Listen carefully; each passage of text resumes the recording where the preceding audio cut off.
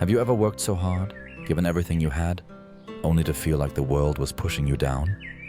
Like no matter what you do, it's never enough? Ren glances down at his hands, lost in thought. Ren felt exactly the same way. Tired, defeated, ready to give up. But little did he know, a visit to an old man would change everything.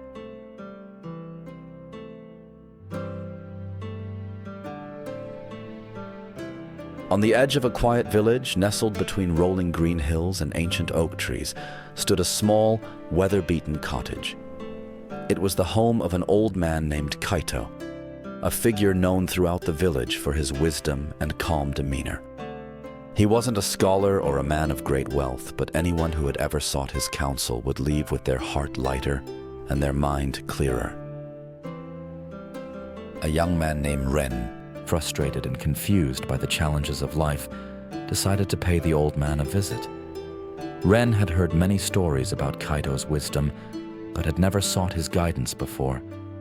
He was a hard-working lad, just starting to make his way in the world, but recently, life had felt like a series of missteps and failures. His ambitions were high, but the world seemed to push him down at every turn. Ren knocked on the wooden door, his heart heavy with questions and doubt.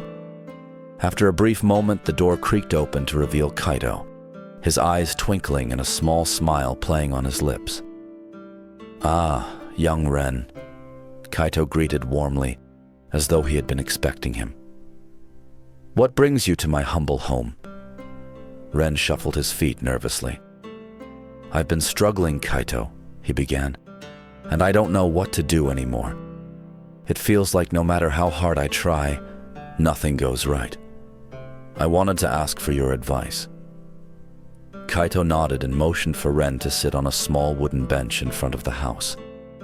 The two sat quietly for a moment, the only sound being the soft rustle of the wind through the trees. "What is it that weighs so heavily on your heart, Ren?" Kaito asked gently. Ren sighed, running a hand through his hair.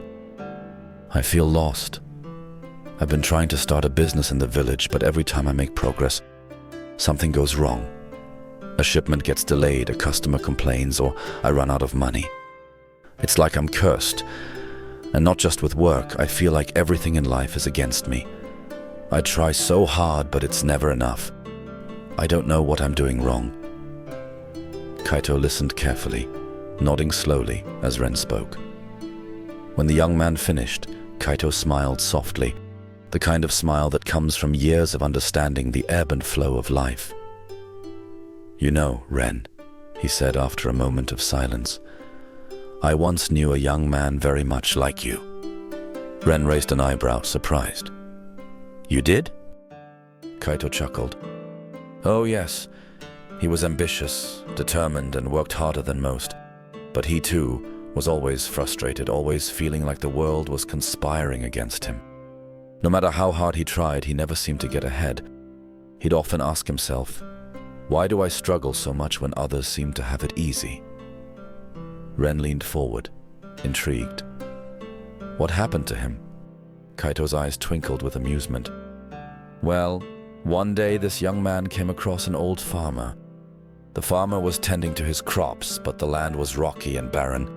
The young man was puzzled and asked the farmer, 'Why do you keep planting seeds here?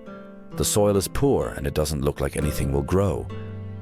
The farmer smiled and replied, 'Yes, the soil here is difficult, but with enough care and patience it will yield a bountiful harvest. You see, the best things in life don't come easy. The harder the soil, the deeper the roots must grow. And when those roots grow deep, they anchor the plant firmly in the ground, making it strong and resilient against storms.' The young man realized that his struggles were not signs of failure, but opportunities to grow stronger, to deepen his roots. He stopped comparing himself to others and started focusing on his own journey, knowing that his path was unique. And with time, his efforts bore fruit, just like the farmer's crops." Ren sat back, letting the story sink in. "So you're saying that the struggles I'm facing now will make me stronger in the future?" Kaito nodded. Exactly. Life doesn't always go the way we expect it to, but every setback, every challenge is a chance to grow. You're not cursed, Ren. You're being prepared for something greater. Ren mulled over Kaito's words for a few moments before speaking again. But how do I keep going when it feels like everything is falling apart? Kaito smiled knowingly. Ah, now that is the real question, isn't it? Perseverance, Ren.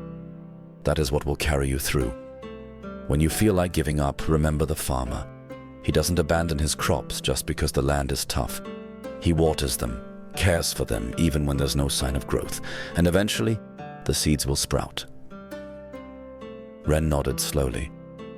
I guess I've been so focused on the immediate results that I forgot to think about the long-term growth.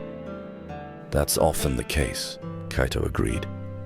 We live in a world that values quick results, but the true success comes from patience, hard work, and the willingness to keep going even when things don't seem to be working.